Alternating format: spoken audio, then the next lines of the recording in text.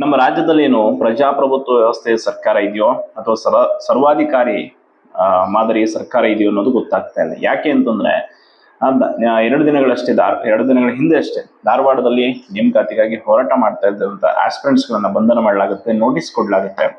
So ಅದಾದ್ಮೇಲೆ ನಾವು ಕೂಡ ಮೊನ್ನೆ ಹೋಗಿ ಪೊಲೀಸ್ ಠಾಣೆಗೆ, ಇಲ್ಲಿ ಬೆಂಗಳೂರಿನಲ್ಲಿರುವಂತಹ ಉಪ್ಪಾರಪೇಟೆ ಪೊಲೀಸ್ ಠಾಣೆಗೆ ಹೋಗಿ ಅವಕಾಶಕ್ಕಾಗಿ ಅಂದ್ರೆ ಇಲ್ಲಿ ಕೂಡ ನಾವು ಹೋರಾಟ ಮಾಡಬೇಕು ಅಂತ ನಿರ್ಧಾರ ಮಾಡಿದ್ವಿ. ಯಾಕೆ ಅಂತಂದ್ರೆ ಹೆಂಗೋ ಈಗ ಹೋರಾಟದ ಬಿಸಿ ಇದೆ, ಸರ್ಕಾರಕ್ಕೆ ಒತ್ತಡ ಇದೆ. ಇದೇ ಸಂದರ್ಭದಲ್ಲಿ ಮತ್ತಷ್ಟು ಹೋರಾಟಗಳು ಆಗಬೇಕು ಅನ್ನೋ ನಿಟ್ಟಿನಲ್ಲಿ ಮೊನ್ನೆ ನಾವು ಹೋಗಿ ಪರ್ಮಿಷನ್ಗೆ ಕೂಡ ಅಪ್ಲೈ ಮಾಡಿದ್ವಿ. ಅವಕಾಶ ಅಂದ್ರೆ ನಾವು 21ನೇ ತಾರೀಕು ಬೆಂಗಳೂರಿನ ಫ್ರೀಡಂ ಪಾರ್ಕ್ ಅಲ್ಲಿ ಒಂದು 2,000 ಜನ ಆಸ್ಪಿರೆಂಟ್ಸ್ ಗಳೊಂದಿಗೆ ಹೋರಾಟ ಮಾಡ್ತೀವಿ ಅಂತ. ಅಂಡ್ ಅವ್ರು ಏನೇನೆಲ್ಲ ಪ್ರಶ್ನೆ ಕೇಳಿದ್ರು ಎಲ್ಲದಕ್ಕೂ ಕೂಡ ಉತ್ತರ ಕೊಟ್ಟು ಬಂದಿದ್ವಿ ಲಿಖಿತ ರೂಪದಲ್ಲಿ. ಆದ್ರೂ ಕೂಡ ನಿನ್ನೆ ನಮಗೆ ನೋಟಿಸ್ ಕಳಿಸಿ ಉತ್ತರ ಕೊಟ್ಟಿದ್ದಾರೆ. ನಿಮಗೆ ಅನುಮತಿ ನಿರಾಕರಿಸಲಾಗಿದೆ, ಕಾರಣ ಸ್ಥಳಾವಕಾಶ ಇಲ್ಲ, ಬೇರೆ ಬೇರೆ ಹೋರಾಟ ನಿಗದಿಯಾಗಿದೆ ಅಂತ ಹೇಳ್ತಾರೆ. ನೋಡಿ, ಸರ್ಕಾರ ಇನ್ನು 1 ವರ್ಷ ಯಾವುದೇ ಒಂದು ವಿದ್ಯಾರ್ಥಿ ಪರ ಹೋರಾಟಗಳಿಗೆ ಅವಕಾಶ ಕೊಡಲೇಬಾರದು ಅನ್ನೋ ನಿರ್ಧಾರಕ್ಕೆ ಬಂದಿದೆಯೇನೋ ಅನ್ನೋಂಥ ಅನುಮಾನ ನಮಗೆ ಕಾಡ್ತಾ ಇದೆ.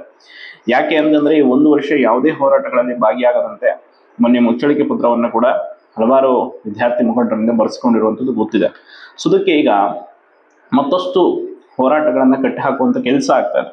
ನಿನ್ನೆ ನೋಡಿ, CS ನೇತೃತ್ವದಲ್ಲಿ ಏನೋ ಟೆಕ್ನಿಕಲ್ ಕಮಿಟಿ ಮಾಡ್ತೀವಿ ಅಂತ ಕ್ಯಾಬಿನೆಟ್ ಮೀಟಿಂಗ್ ಅಲ್ಲಿ ಡಿಸಿಷನ್ ತೆಗೆದುಕೊಂಡಿದ್ದಾರೆ. ನಿಜಕ್ಕೂ ಹೇಳ, ಇವರಿಗೆ ಈ ಒಂದು ಕಾಳಜಿ ಇದ್ದಿದ್ರೆ ಇದನ್ನ ಮುಂಚೆನೆ ಮಾಡ್ತಾ ಇದ್ರು. ಈ ಟೆಕ್ನಿಕಲ್ ಕಮಿಟಿ ಕೂಡ ಯಾವುದೇ ಒಂದು ಲಾಭವನ್ನ ಈ ಒಳ ಮೀಸಲಾತಿ ವಿಷಯದಲ್ಲಿ ಕೊಡಲ್ಲ, ಅದು 100% ಶೋರ್. ನಿನ್ನೆ ಸಚಿವ ಸಂಪುಟ ಸಭೆಯಲ್ಲಿ ಹಲವಾರು ಜನ ಸಚಿವರು ಅರ್ಧಕ್ಕೆ ಎದ್ದು ಹೊರ ನಡೆದಿದ್ದಾರೆ. ಲೈಕ್ DK ಶಿವಕುಮಾರ್ ಆಗಿರ್ಬೋದು, ಬೇರೆ ಬೇರೆಯವರೆಲ್ಲ ಈ ಸಚಿವ ಸಂಪುಟ ಸಭೆ ಬಗ್ಗೆ ತಲೆನೇ ಕೆಡಿಸ್ಕೊಂಡಿಲ್ಲ. ಇನ್ನು KH ಮುನಿಯಪ್ಪ ಅವರು ಇದ್ರ ಬಗ್ಗೆ ಅಸಮಾಧಾನವನ್ನು ವ್ಯಕ್ತಪಡಿಸುವಂಥದ್ದು ಗೊತ್ತಾಗಿಲ್ಲ. ಸೊ ಅವ್ರು ಯಾರು ಕೂಡ ನೋಡಿ, ಈಗ 50 ಮೇಲೆ ಇವರು ಒಳ ಮೀಸಲಾತಿ ಮಾಡಬೇಕು ಅಂತ ಹೊರಡುತ್ತಿದ್ದಾರೆ. 50 ಮೇಲೆ ಎಷ್ಟೋ ಜನಕ್ಕಲ್ಲಿ ಏನು ಆ 50% ಮೇಲೆ ನೀವು ಮಾಡ್ತೀನಿ ಅಂದ್ರೆ ನಮಗೆ ಅನುಮತಿ, ನಮಗೆ ಸಹಮತ ಇಲ್ಲ ಅಂತ ಸ್ಪಷ್ಟವಾಗಿ ಹೇಳ್ಬಿಟ್ಟಿದ್ದಾರೆ.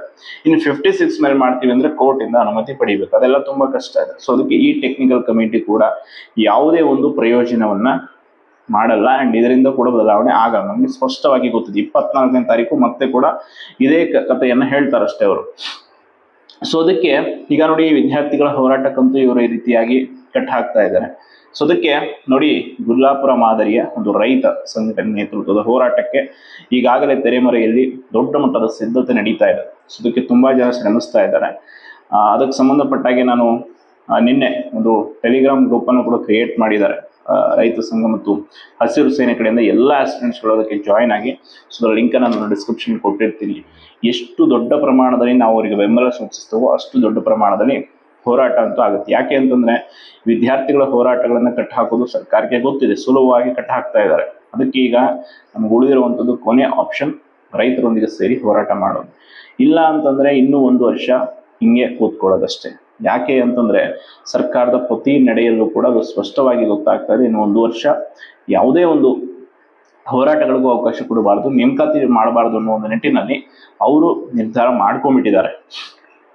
2-3 ನಿಮ್ಗೆ ಮೇನ್ ಪಾಯಿಂಟ್ಸ್ ಹೇಳ್ತೀನಿ.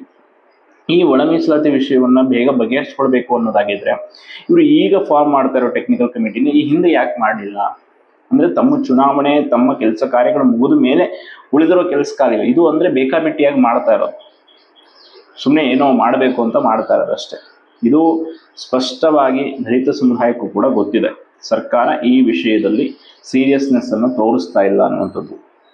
ಅಂಡ್ ಬಲಗೈ ಎಡಗೈ ಸಮುದಾಯದವ್ರಿಗೂ ಕೂಡ ಅಸಮಾಧಾನ ಇನ್ನೂ ಇದೆ. ಅವರು 15 ಈಗ ಏನು 50% ಮೇಲೆ ಮಾಡ್ತೀವಿ ಅಂದ್ರೆ ಒಪ್ಪಲ್ಲ, ಅದು ಕ್ಲಿಯರ್ ಆಗಿ ಆಲ್ರೆಡಿ ನಿರ್ಧಾರ ಮಾಡಿಬಿಟ್ಟಿದ್ದಾರೆ. ಸೊ 56 ಮಾಡ್ತೀವಿ ಅಂದ್ರೆ ಸರ್ಕಾರ ಇನ್ನೂ ಬಹಳಷ್ಟು ಟೈಮ್ ಹಿಡಿಯುತ್ತೆ. ನಿನ್ನೆ ಪ್ರಧಾನಮಂತ್ರಿಯವರಿಗೂ ಕೂಡ ಈ ರಿಸರ್ವೇಷನ್ ಇಶ್ಯೂ ಬಗ್ಗೆ ಒಂದು ಪತ್ರವನ್ನು ಮುಖ್ಯಮಂತ್ರಿಗಳು ಸಲ್ಲಿಸಿದ್ದಾರೆ. ಅದರಲ್ಲೂ ಕೂಡ ಇದನ್ನ ಮೆನ್ಷನ್ ಮಾಡಿದ್ದಾರೆ. ಇದನ್ನು ಕಾನೂನು ಈ ರೀತಿ ಆಗ್ತಾ ಇದೆ, ಕಾನೂನು ತೊಡಗಾಗೆ, ಆದ್ದರಿಂದ ನಾವೀಗ 9th ಶೆಡ್ಯೂಲ್ಗೆ ಪ್ರಸ್ತಾವನೆ ಕೊಟ್ಟಿದ್ದೀವಿ ಅಂತೆಲ್ಲ ಸಲ್ಲಿಸಿದ್ದಾರೆ 56. ಸೊ ಅಲ್ಲಿ ಕೊಟ್ಟರು ಕೂಡ ಈಸಿಯಾಗಿ ಅದು ಆಗಲ್ಲ, ಅಲ್ಲೂ ಕೂಡ ಟೈಮ್ ಬೇಕು. ಸೊ ಒಟ್ಟಾರೆ ಈಗ ಸರ್ಕಾರದ ನಡೆ ನಾವು ಸ್ಪಷ್ಟವಾಗಿ ಗಮನಿಸಿದಾಗ ಗೊತ್ತಾಗ್ತಾ ಇರೋದಿಷ್ಟೇ, ಅವರಿಗೆ ಈ ಕೂಡಲೇ ಸಮಸ್ಯೆಗಳನ್ನು ಬಗೆಹರಿಸಿಕೊಳ್ಳುವಂತ ಯಾವುದೇ ಕಾಳಜಿ ಇಲ್ಲ. ಹಂಗಿದ್ರೆ ಕೋರ್ಟಲ್ಲಿ ಪ್ರತಿ ಬಾರಿ ಅಡ್ವೊಕೇಟ್ ಜನರಲ್ ಅವರು ಅಬ್ಸೆಂಟ್ ಆಗ್ತಾ ಇರಲಿಲ್ಲ ಕೇಸಲ್ಲಿ. ಸೊ ಅಲ್ಲೇ ಗೊತ್ತಾಗುತ್ತೆ ನಮಗೆ ಎಷ್ಟರ ಮಟ್ಟಿಗೆ ಅವರು ಸೀರಿಯಸ್ ಇದ್ದಾರೆ ಅಂತ.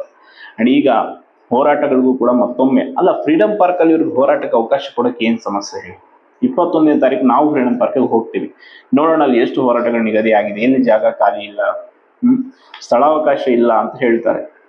ಇದು ಸರ್ಕಾರ ಎಲ್ಲ ಠಾಣೆಗಳಿಗೂ ಸೂಚನೆ ಕೊಟ್ಟಂತೆ ನನಗೇನೋ ಕಾಣ್ತಾ ಇದೆ, ಅವಕಾಶ ಕೊಡಬೇಡಿ ಅಂತ. ಅದೇ ರೀತಿಯಾಗಿ ಯಾರೇ ಹೋಗಿ ಅವಕಾಶ ಕೇಳಿದ್ರು ಕೂಡ ಕೊಡೋದಕ್ಕೆ ರೆಡಿ ಇಲ್ಲ. ಕೋರ್ಟ್ ಹೋಗಿ ಅವಕಾಶ ಪಡ್ಕೊಂಡ್ರು ಕೂಡ 100 ಜನ 200 ಜನ ಸರಿ ಹೋರಾಟ ಮಾಡಿದ್ರೆ ಅದು ಯಾವ ಪ್ರತಿಫಲವನ್ನು ಕೂಡ ನಮಗೆ ಕೊಡಲ್ಲ. ಸೊ ಅದು ಈಗಾಗಲೇ ಸ್ಪಷ್ಟವಾಗಿದೆ. 20,000 ಜನ ಹೋರಾಟ ಮಾಡಿದ್ರು ಕೂಡ ಸರ್ಕಾರ ತಲೆ ಕೆಡಿಸ್ಕೊಳ್ತಾ ಇಲ್ಲ ಅಂದ್ರೆ 100-200 ಜನಕ್ಕೆ ಯಾವುದೇ ರೀತಿಯಾದಂಥ ರಿಸಲ್ಟು ಬರಲ್ಲ. ಸೊ ನೋಡಿ, ರಾಜ್ಯದಲ್ಲಿರುವಂಥ ಎಲ್ಲ ಆಸ್ಪಿರೆಂಟ್ಸ್ಗಳಲ್ಲಿ ನನ್ನ ಒಂದು ಮನವಿ ನೋಡಿ, ಹೋರಾಟ ಮಾಡೋರ ಮೇಲೆ ಕೂಡ ಟೀಕೆ ಟಿಪ್ಪಣಿಗಳನ್ನ ಮಾಡ್ತಾ ಇರ್ತೀರಾ. ಏನು ಇವತ್ತು ಯಾರೋ ಒಬ್ರು ಕೇಳ್ತಾರೆ, ಪ್ರತಿ ಬಾರಿ ಹೋರಾಟ ಅಂತೀರಾ, ಏನೂ ಆಗಲ್ಲ. ನೋಡಿ, ಏನೂ ಆಗಲ್ಲ ಅಂತ ನಾವು ಎಲ್ಲರೂ ಸುಮ್ಮನೆ ಕೂತ್ಕೊಂಡ್ಬಿಟ್ರೆ ಏನೂ ಆಗೋದೇ ಇಲ್ಲ. ಅಟ್ಲೀಸ್ಟ್ ಪ್ರಯತ್ನ ಮಾಡೋರು ಮಾಡ್ತಾ ಇದ್ದಾರೆ. ನೀವು ಮಾಡೋಕ್ಕಾಗಲ್ಲ ಅಂದರೆ ನೀವು ಸುಮ್ಮನೆ ಇದ್ಬಿಡಿ. ಎಷ್ಟೋ ಜನ ಮೀಡಿಯಾ ಮುಂದೆ ಬಂದು ಒಂದು ಮಾತಾಡೋಕ್ಕೂ ಆಗಿರೋ ಅನ್ಯಾಯದ ಬಗ್ಗೆ ರೆಡಿ ಇಲ್ಲ. ಇಂಥವ್ರನ್ನೆಲ್ಲ ಇಟ್ಕೊಂಡು ನಾವು ಕ್ರಾಂತಿಕಾರಿ ಬದಲಾವಣೆ ಬೇಕು ಮಾಡ್ತೀವಿ ಅಂತಂದರೆ, ಸೊ ದಯವಿಟ್ಟು ನಿಮ್ಮ ಮನಸ್ಥಿತಿ ಬದಲಾಯಿಸ್ಕೊಂಡು ನಿಮಗೆ ಬೇಕಾಗಿರೋದಿದು. ಪ್ರತಿಯೊಬ್ಬರಿಗೂ ಈ ಹೋರಾಟ ಮಾಡ್ತಾರೆ 10 ಜನಕ್ಕೆ ನೇಮಕಾತಿ ಆದರೆ ಅವ್ರ ಪರೀಕ್ಷೆ ಬರೆಯಲ್ಲ, ರಾಜ್ಯದ ಲಕ್ಷಾಂತರ ಜನ ಆಸ್ಪಿರೆಂಟ್ಸ್ ಬರೀತಾರೆ. ಸೊ ನೋಡಿ, ಎಚ್ಚರಗೊಳ್ಳಿ. ಇದೇ ಕೊನೆಯ ಅವಕಾಶ ಆಗಬೇಕು. ಪದೇ ಕೊನೆಯ ಹೋರಾಟ ಅಂದ್ಕೊಂಡು ನಾವು ಹೋಗೋದು, ಅವ್ರು ಹತ್ತಿಕ್ಕೋದು, ನಾವು ಬರೋದು ಇದೇ ಆಗ್ತಾ ಇದೆ. ಕೆಲವರು ಆಲ್ರೆಡಿ ಪ್ಲಾನ್ ಬಿ ಮಾಡ್ಕೊಂಡು ಏನೇನೋ ಮಾಡ್ತಾ ಇದ್ರೆ ಒಳ್ಳೇದು. ಮಾಡದೆ ನಾನು ಇದೇ ಅಂತ ಕೂತವ್ರಿಗೆ ಒಂದೊಳ್ಳೆ ದಾರಿ ಅಂತೂ ಇಲ್ಲ. ಈಗ ಸದ್ಯಕ್ಕೆ ಹೋರಾಟ ಮಾಡಲೇಬೇಕು. ಸೊ ಅದಕ್ಕೆ ನಾವು ಈಗ ನಿರ್ಧಾರ ಮಾಡಿದ್ದೀವಿ. ಗುರೂಜಿಯವ್ರನ್ನ ಮನವೊಲಿಸೋದಕ್ಕೂ ಕೂಡ ತುಂಬ ಜನ ಪಾಪ ತೆರೆಮರೆಯಲ್ಲಿ ತುಂಬ ಕಷ್ಟಪಟ್ಟು ಅವ್ರನ್ನೂ ಕೂಡ ಈಗ ಸಿದ್ಧತೆ ಮಾಡಿದ್ದಾರೆ. ಇನ್ನೊಂದು 4-5 ದಿನಗಳಲ್ಲಿ ಒಂದೊಳ್ಳೆ ಗುಡ್ ನ್ಯೂಸ್ ನಿಮ್ಗೆ ಸಿಗುತ್ತೆ ಹೋರಾಟದ ವಿಷಯದಲ್ಲಿ. ಮಾಡ್ಬೇಕು. ಯಾಕೆ ಅಂತಂದ್ರೆ ರೈತರು ಹೆಂಗಲ್ಲಿ ಕೂತ್ಕೊಂಡ್ರು ಹಗಲು ರಾತ್ರಿ ಅಂದೆ, ಹೆಂಗೆ ಬಂತು ಸರ್ಕಾರ ಅಲ್ಲಿ, ಹೆಂಗೆ ಹೀಗೆ ರೆಸ್ಪಾನ್ಸ್ ಮಾಡಿದ್ರು, ಆ ರೀತಿ ಆಗಬೇಕು. ರೈತ ಶಕ್ತಿಯನ್ನೇ ಅವರು ನೆಗ್ಲೆಕ್ಟ್ ಮಾಡಿದ್ರು. ಸೊ ಅದಕ್ಕೆ ಅವ್ರು ತೋರಿಸಿದ್ರು ಏನು ಅಂತ. ಹಾಗೆ ಯುವ ಶಕ್ತಿ, ವಿದ್ಯಾರ್ಥಿ ಶಕ್ತಿಯನ್ನು ಕೂಡ ಇವ್ರಿಗೆ ಮಾಡಿದಾರಲ್ವ, ಇದಕ್ಕೂ ಕೂಡ ಸರಿಯಾದ ಉತ್ತರವನ್ನು ನಾವು ಕೊಡಬೇಕಾಗಿದೆ. ಇಲ್ಲ ಅಂತಂದರೆ ನೋಡಿ, ಇನ್ನೂ 1 ವರ್ಷ ಕಾಯ್ತೀವಿ ನಾವು, ಪರವಾಗಿಲ್ಲ ಅಂದರೆ ರೆಡಿ ಆಗಿಬಿಡಿ. 1 ವರ್ಷ ಆರಾಮಾಗಿ ಕೂತ್ಕೊಂಡು ಓದಿ. ನೋಡಿ, ಫಿನಾನ್ಷಿಯಲಿ ಚೆನ್ನಾಗಿದ್ದವನಿಗೆ 1 ವರ್ಷ ಅಲ್ಲ 10 ವರ್ಷ ಕೂತು ಓದಿದ್ರೆ ಏನಾಗಲ್ಲ. ಬಟ್ ಆರ್ಥಿಕವಾಗಿ ದುರ್ಬಲರಿರುವಂಥ ಮನೆಯವರಿಗೆ, ತಂದೆ ತಾಯಿಗಳಿಗೆ ಆ ಕಷ್ಟ ಏನು, ಪ್ರತಿ ಬಾರಿ ಕೂಡ ಮಕ್ಕಳ ಮೇಲೆ ಭರವಸೆ ಕಳ್ಕೊಂಡ ರೀತಿ ಆಗ್ಬಿಡುತ್ತೆ ಅವ್ರಿಗೆ.